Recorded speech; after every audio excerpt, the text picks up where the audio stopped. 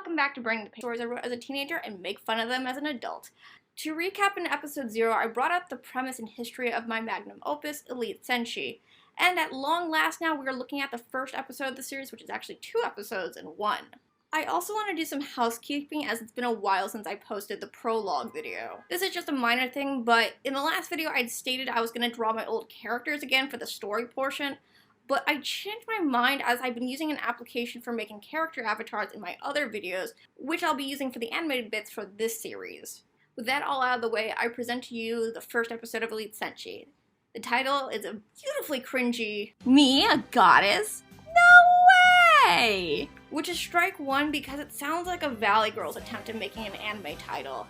Anyway, our story opens up in outer space.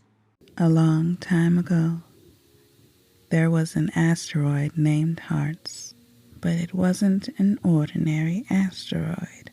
It was a planet-like. There was water and plants and human life. It had a very peaceful environment.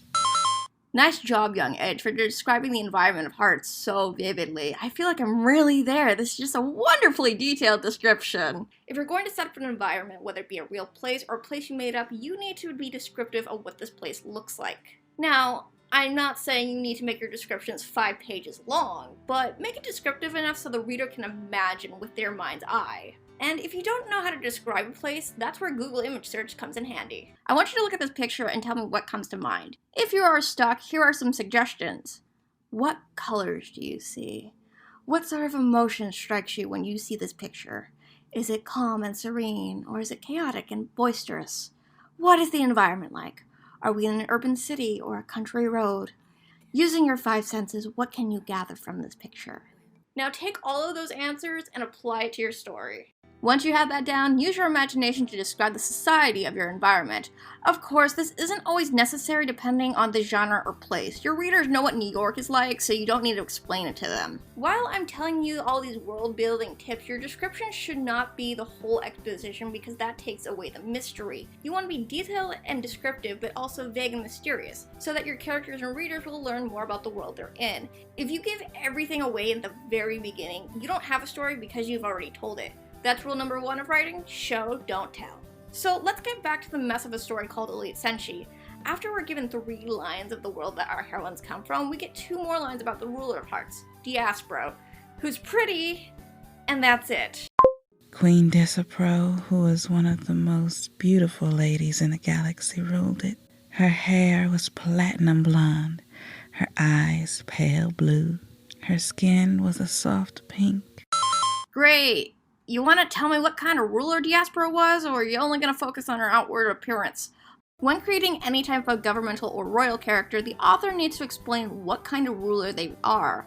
Are they mad with power like Cersei Lannister, or are they kind-hearted and care for their citizens like Princess Luna? Also, nice job on the character name. If you can't spell it, don't use it. Or at least try to use spell check.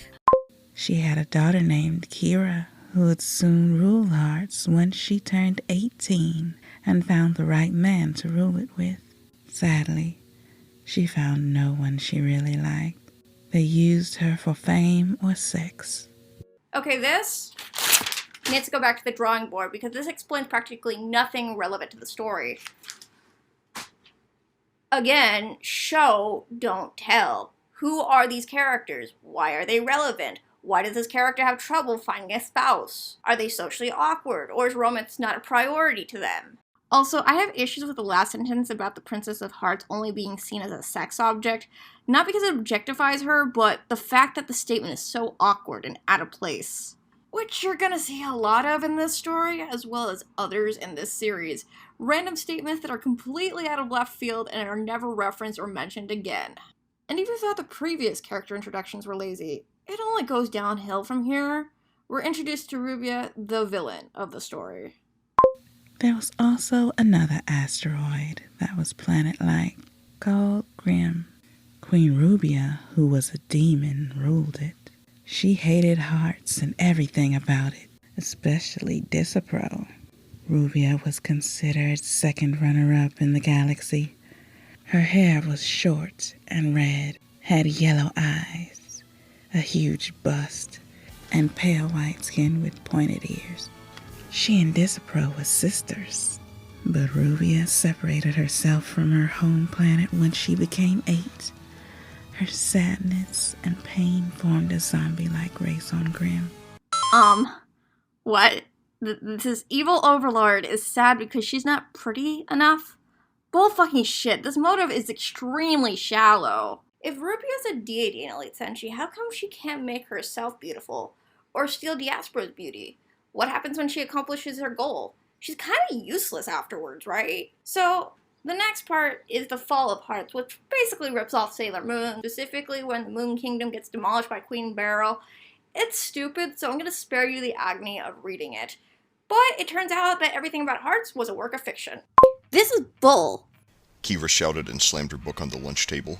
But I thought you might like it, Sakiyami-sama. Michi, her friend, said. All the cool kids are reading it. And I kind of enjoyed it myself. I'm not into whatever the popular kids are into. They have no sense of direction. Okay, so this part actually isn't that bad, except for the narration. If there's 2 characters speaking, you don't always need to tell the readers that these characters are talking. You can provide what the characters are doing by slamming the book on the table. But you don't need to add words like said, asked, shouted, or any of those words anytime a character is saying something. So, the next thing that happens in this scene is this weird piece of exposition. Michi's parents died in a car accident when she was 10 years old, so she lived with her wealthy grandmother. Because this was totally necessary to include. Side note, this is the only time Michi's family is ever mentioned. When doing character exposition, try to have it correlate with the action of the story. Don't put it in a random place. Also, exposition at every plot thread isn't a good idea either. Again, show, don't tell. I hate to sound like a broken record, but this is pretty important. Side note, in Elite Senshi, the reader really doesn't go on the shopping trip with Keira and Michi. The scene is skipped over for more important things, like this next scene, which I really don't want to talk about, but I have to. So, you know how in the prologue I mentioned there's a lot of themes of sexual assault in Elite Senshi? Here's Exhibit A. An upperclassman came up to her and tried flirting with her. He did this every day. His name was Riku, and he was in the same grade as Keira and Michi. He wasn't the most popular guy, but he tried to be, by flirting with one of the cutest girls in the school. Keira fell into that category. Hey Keira, why don't you help me out with chemistry, if you know what I mean? Back off, Riku. I'm not interested in you and your large ego. She said, ignoring him. Then he grabbed her arm. At least let me feel you up. Whoa. First off, wow, this dialogue is horrendous. Second, this scene while rereading it as an adult is uncomfortable. I won't show you the rest of the scene because it's disturbing to me as it is to you. Instead, here's a brief summary. Riku molests Keira and Keira kicks him. That's it. Nothing really happens. There's no emotion from either of these characters and the scene just comes off as awkward. So, how do we fix this? Ideally, not having it in your story at all. But since this is a series where I'm trying to help you with writing, there's a way to show these kinds of scenes. Whenever you're writing a certain action, whether it's being groped, running a marathon, taking a dump, or entering battle, all characters need to present some sort of emotion. Dialogue on its own can express emotion to a point, however, if your story is just dialogue, it isn't going to be very interesting to read. And this is true with all media, whether it be a play, movie, or book. Always use action and dialogue. Think of them as a happy married couple. One of them can't exist without the other. With writing, things can be complicated because you need to show your readers that your characters are evoking emotion. Now, of course, you don't need to say the character's expression towards every single action that takes place in the story, but you could also write about their facial or bodily gestures or whatever's going on in the environment to show what sort of emotion's going on in the scene. If you're creating a scene that includes sexual violence, there needs to be a reason why it's there. Now, when I say reason, I don't mean the attacker needs a reason to commit violence on their victim. Instead, what does this add to your story? When writing this sort of scene, whether it's meant to be comedic, erotic, or intimidating, consider 4 things. First, who's the attacker and what is their relationship to the victim? Are they strangers, classmates, siblings? In Elite Senshi, the only thing the audience knows about Riku is he's an upperclassman who has a pretentious attitude. We also know little to nothing about Keira. Since we know nothing about both of these characters, that puts up one red flag. Second, before the attack happened, was it foreshadowed in a previous part of the story? If we're talking specifically about Elite Senshi, then no, unless you count the sentence about the men on Hearts only wanting Keira for sex. Unless your main storyline is the protagonist's journey recovering from sexual abuse, you need to foreshadow this event. Third, how would this act of violence affect the plot after it happens? Does the victim change once they've been violated, and how? With Elite Senshi, Keira seems kinda used to this. This is mostly because at the time I really didn't establish a mood for the scene. I think it's supposed to be funny, but you can barely tell by the way it's written. I'd also like to point out that I'm not the type of person who believes certain subjects shouldn't be joked about. Hell, when I was doing stand-up, I had a whole bit about sexual assault. I'm really into true crime, and I got really mad at this one article by the way it was phrased. It was phrased, Mexican teen brutally raped, and I'm like, okay, well, you would think, okay, what's wrong with that? Well, here's the thing. Alright, how do you gently rape someone? But there's a way to make this sort of subject funny without being offensive, and this story doesn't really strike me as funny. It's really awkward. Fourth, as the author, what sort of message are you trying to present by adding this sort of subplot? If this scene is supposed to be comical, it's not funny. Not only that, it deals with the sexist message hidden within the scene, almost to say that attractive women deserve this sort of negative attention. So what these four things really boil down to is tone and emotion. That's what makes a story interesting. So while this assault is happening, someone steps in to rescue Keira, and that person is her love interest. Oh god. Leave her alone, a defensive male voice said. He had long blonde hair in a ponytail, and his bangs covered one eye. He was a sophomore, and his name was Deidara, a name. Keira had a crush on him for a few months, but he never paid much attention to her. He mainly focused on his art, and liked to pick fights with Keira. What are you gonna do if I don't, girly? You're messing with the wrong girl. Riku's eyes narrowed and left. He turned around to give Keira a wink. She ignored him. Keira turned to Deidara. Thanks for helping me out. Whatever. You really don't know how to treat a lady now, do you? This scene is awkward because of its clumsy writing, and it comes off as a bit sexist. It's one thing if you have a love interest come in and rescue her from such an encounter, but it's another thing if Keira is unfazed by Riku because of her love interest. Anyway, Keira and Michi supposedly go shopping. It was mentioned earlier in the story, but I don't blame you if you forgot about that plot point too, as the reader never goes on that shopping trip either. Avoid doing this in your story unless you have multiple point of views. And if you choose this method, make sure that the plot point is relevant to the story. For example, you could have the characters mention a shopping trip in one scene, but in scene 2 you may cut to the villains plotting their evil plan. And when the point of view shifts back on the protagonist, show that the characters still went shopping. Maybe they're admiring a dress that they got at a department store, or maybe they're flipping through a comic book that they purchased at Barnes & Noble. This way it doesn't seem awkward and shows the time is still moving in your story. With Elite Senshi, I'm not really sure how much time has passed in between scenes. After Keira shouts his last line of dialogue, we jump cut to the next scene, which is Touji's introduction, which is pretty cringy. After school and a shopping trip with Michi, Keira walked home by herself. She was used to walking home by herself. She lived in the city since she was a baby, and knew her way around. When she got to her house, she saw someone familiar in her house. He was in Keira's class, and his name was Touji. He had dark purple hair with matching cat ears, and had piercing yellow eyes. What school is Keira going to? Do all the students have animal features? Does Keira have them as well? Because in a world full of anthros, this would make sense, but I'm assuming not. Also, what is Keira's reaction for seeing this cat humanoid in her house? Mom? Why is Touji in our house? Keira asked, concerned. Why is she more concerned with the fact that this acquaintance is in our house, but not by the fact that this guy has fucking cat ears and a tail? Did she not bother asking him when they met? This scene makes Keira look dense or blind. Touji is supposed to be a character who tells Keira that she's a magical girl. He's supposed to be a crucial character to the story's plot, but this scene is clumsy. So how do we fix this? Through foreshadowing. When it comes to writing, foreshadowing key plot points is difficult. With visual media, you have certain visual cues to indicate certain events or characters that will appear in the story. With writing, foreshadowing relies on repetition. And when I say repetition, I mean subtle hints that remind the reader that something is going to happen. If I were to rewrite this excerpt, I'd make Touji appear earlier in the story to indicate that this character is important. Maybe Keira notices his cat features, but she's too distracted by Riku harassing her. But of course, that's only if you want your story to be good. Unlike the actual plot of Elite Senshi. We cut to the baddies who are plotting something, and the way this scene is written is just... no words can describe this. Meanwhile, back on Grimm... I feel like I'm reading a bad novelization of the Adam West Batman series.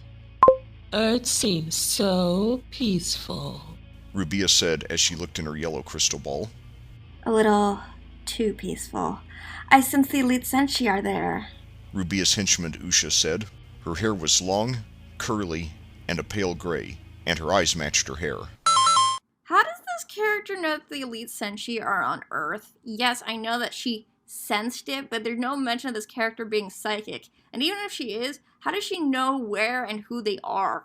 Also, the character's physical description just seems entirely random as it's put in the middle of these dialogue sequences.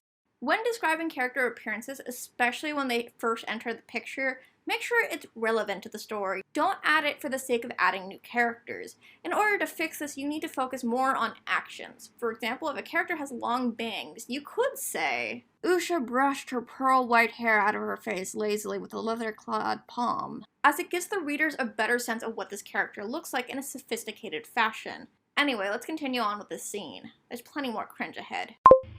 I sense them too, another henchman, Ebios, said. Younger me, there's other words to indicate dialogue. Using the words said and asked every time makes me want to slam my head against the computer. Also, why doesn't this character have an awkward character description like Usha?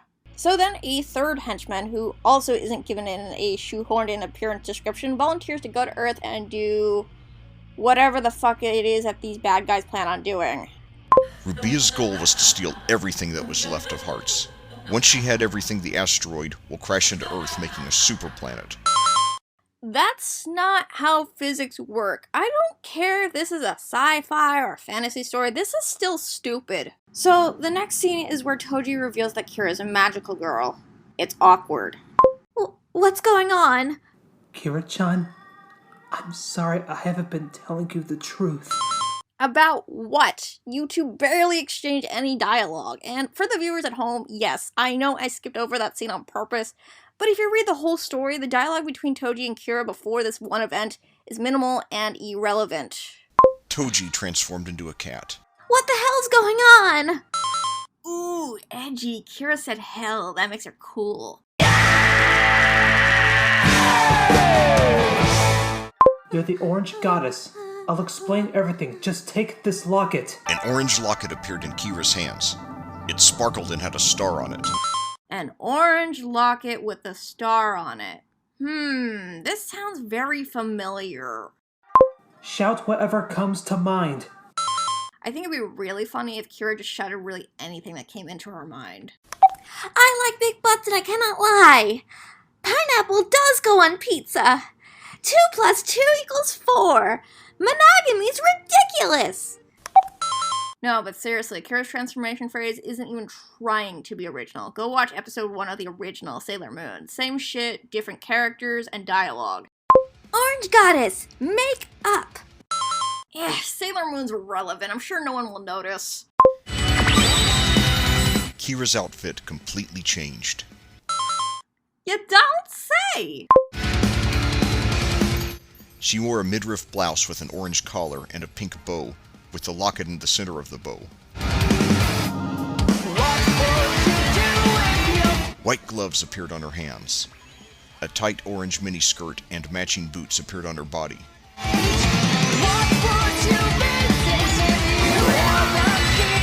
Her short hair that was down turned into a ponytail. This seems like a really boring magical girl transformation. Magical girl transformations are supposed to be fun and whimsical. I will admit writing these sequences are a bit tricky as not all movement can easily be described. Similar to the environment exercise we did, I want you to look at this sequence and try to verbalize what is going on. What kind of movement is the character doing? How is the outfit forming onto her body? Describe what the character is wearing. Now try stringing your answers into a solid paragraph. Enchanted. Oh.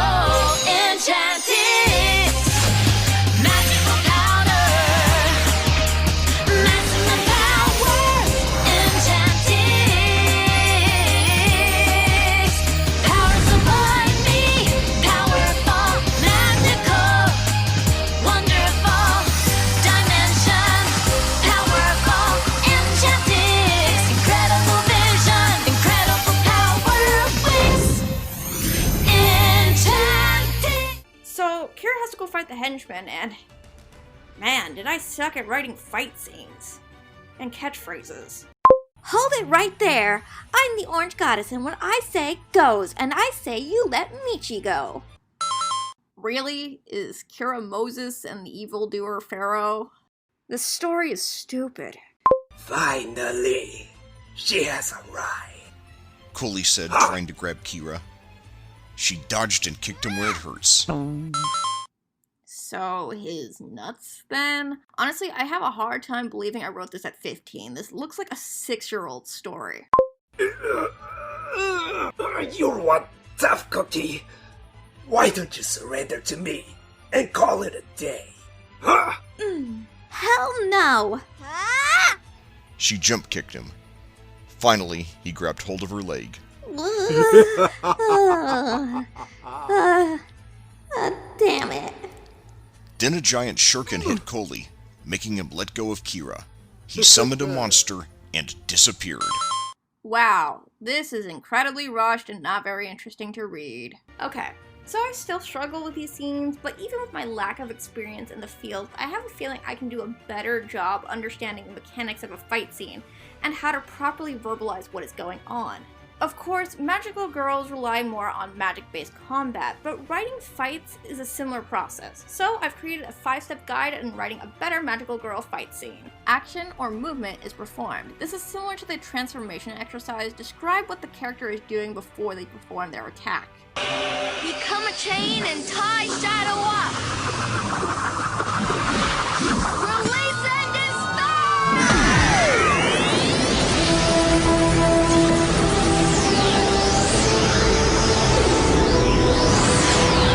Optional. Attack name is shouted, such as Moon Tiara Magic. Magic is manifested in a physical form. Does your character cause an earthquake with her magic tambourine? Does she summon a bunch of guns from under her skirt? Does your character shoot a beam of fire using her index finger? The next step is physical impact. In other words, how does the opponent receive the attack? Do they flinch? Do they fall to the floor? Or do they go flying into the air? Opponent feels sensation caused by the first person's attack. This part is interchangeable with the 4th step. Such a sensation can be a stabbing pain caused by a sword in the stomach, or being scorched by the flame of wrath. After Keira defeats Koli's monster, Michi wakes up from the magical coma and wonders what happens, while Keira transforms into her school uniform. We then jump to Keira yelling at Touji for her fate that's brought upon her, and that's how the episode 1 ends and episode 2 begins. The story picks up the day after the last episode left off. Keira went to bed that night with a lot of thoughts in her mind. Should she tell anyone? What if it doesn't work out of being a Senshi? What if she gets killed? When was breakfast? I think the most concerning thought is the one about breakfast. After all, you can't fight on an empty stomach. Keira flashed her eyes open and it was already 6 a.m. Damn it, ammonia. Note to anyone who wants to be a writer, have a proofreader before you post, or else you look like a complete idiot. I still can't spell, but at least I have someone proofread all my writing. The rest of the scene is Keira trying to wake Touji up. It's supposed to be funny, but it's so cliche and not worth the effort. Fuck this, let's just jump to the next scene. At school, Keira and her civilian friends are at lunch and they discuss their weekend plans. Keira, what are you doing this weekend? Keira's snobby friend Kame asked. She hung out with her and Michi and a few other girls, Tomoyo and Hani. I'm gonna see my cousins in the rich part of town now. Pooh, what are they like? Yay, more bad spelling! Keep this up and I'll start making weird headcanons that Keira's actually related to Winnie the Pooh. Anyway, one of Keira's friends mentions about auditioning for Japan Idol. Surely this won't lead to Keira trying out as well, because Keira's implied to be perfect at everything. Mary sues. It's what they do! Then comes this next scene, which features some awkward romantic chemistry between Keira and her love interest. And when I say awkward, I mean really, really awkward. The bell rang. During math, one of Keira's best subjects, she was dreaming of Harada Kazumi. Then something hit her over the head. It was Deidara. What the hell? Can't you see I'm trying to have a moment here? Were you having dream sex again with Arata? Does Keira just randomly tell people her sexual fantasies like, Hi, I'm Keira. I dream about going down on Gerard Way while he's dressed as a panda and I'm in a maid costume. Like, who the fuck does that? He handed her something silver with a lemon charm on it. My sister Misa came home from Korea and gave this to me, but I don't want it, so here. Why would Misa bring her brother a charm necklace? Does Deidara like wearing effeminate jewelry from Claire's? Also, why Keira of all people? These two characters are supposed to hate each other. Here, I hate you and everything, but I thought of you when I received this gift that I never asked for. So that scene happens and we get insight of Keira's childhood trauma that's just there and it's uncomfortable and out of nowhere. I'm gonna skip over it. And so our heroine and Touji end up at Chii and Junko's place. It took about an hour and a half to make it to Junko and Chii's. Damn, that's a long-ass drive. How the hell are you guys gonna get together for group battles if you live so far apart? Touji fell asleep in the car, and so did Keira. Junko opened the car door. Hi, Keira. Get up. She was a bit older than Keira, and Keira always found her pretty. Keira rubbed her eyes. Hi, Junko-san. Who's that? Your boyfriend? No, he is a... I'm her roommate for a little while. My name is Touji. Chii and Junko were checking him out.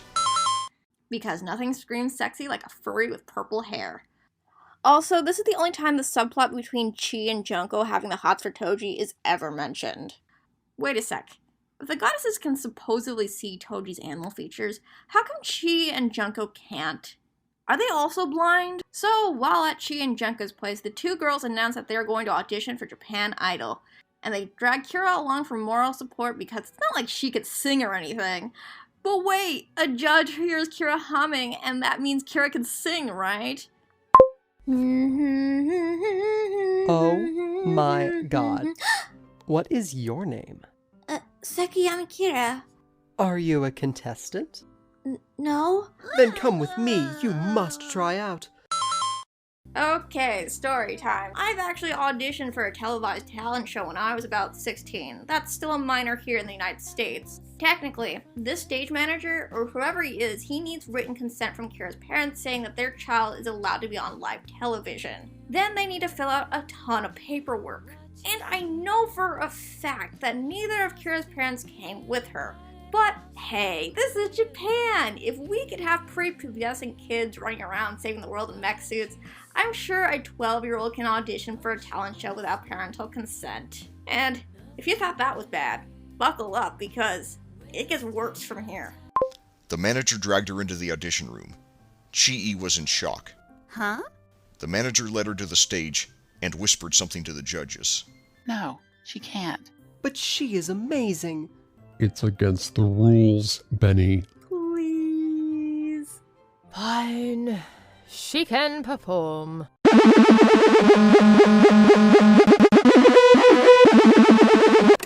Sorry, that's the Mary Sue alarm that I installed right before filming. It activates whenever a Mary Sue is present in the story. I'm surprised though it took so long for it to go off, but it seems to be working perfectly.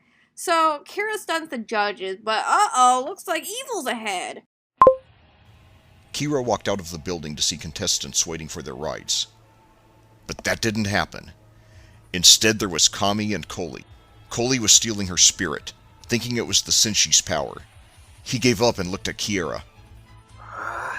I sense the power. It's coming from you! He said, slowly walking toward her. He took out her locket from her purse and said, You guessed correctly. Orange Goddess, make up! She transformed into the Orange Goddess. No, you can't do that in writing. I haven't read too much magical girl novels, so it's up to you if you want to recreate the transformation sequences along with the attacks every time the characters are active, or if you want to shorten them. However, never, under any circumstances, make them this bland. If you want to make it brief, I suggest emphasizing on the movement and action. For example, instead of saying, She transformed into the Orange Goddess. Try this instead.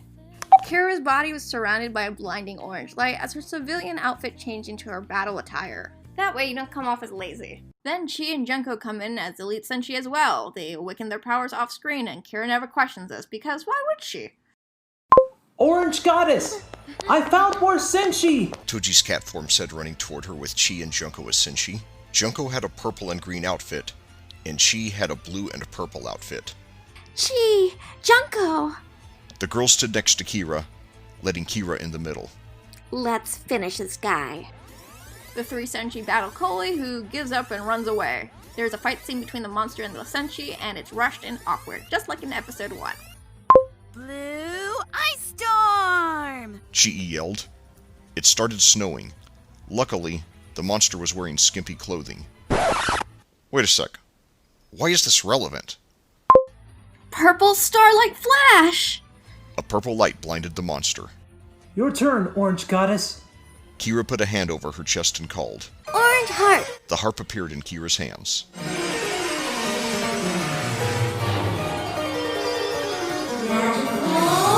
Ready! She shouted. The monster screamed and disappeared. And the day is saved, and Keira and Junko make it into Japan Idol, and Chii doesn't because she's a loser. So, that was Elite Senshi, the first and second episode. What did I think about it? It's lazily written, completely stupid, but I can't help but look back at it and laugh every single time. There's something in me that just loves looking at work I did in the past, even if it's completely stupid. The scene with Riku makes me cringe, the scene with Keira meeting Touji drives me crazy, and the first fight scene with Keira and Koli make me want to headbutt into the wall. But I love it. That does it for this episode of Burning the Pages. The next episode of Elite Senshi continues the arc of Japan Idol, and it introduces a new member of the Elite Senshi who's completely off the rails insane. Who is she?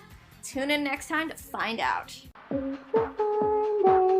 open windows, they leave their houses just for a short while. It's a fine day. People open windows, they leave their houses just for a short while. It's a fine day. People open windows, they leave their houses just for a short while. It's a fine day. People open windows, they leave their houses just for a short while.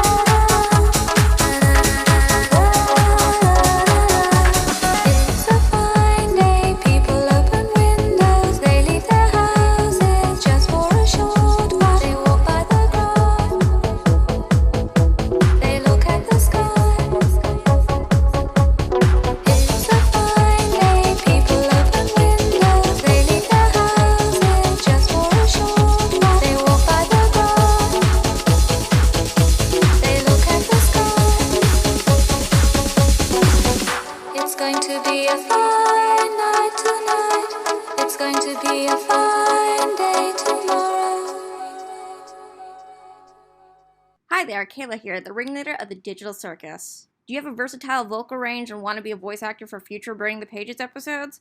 I'm currently doing a casting call for both male and female minor recurring understudies and extra roles for episodes 2 and 3 of Burning the Pages. Submit your auditions to castingcall.com/Digital Circus. Deadline is July 13th, 2019 at midnight Eastern Standard Time. And for a limited time for newbie voice actors, I am willing to help those who don't know a clue about audio editing. You must be 18 or older to apply, and good luck to all of those who audition.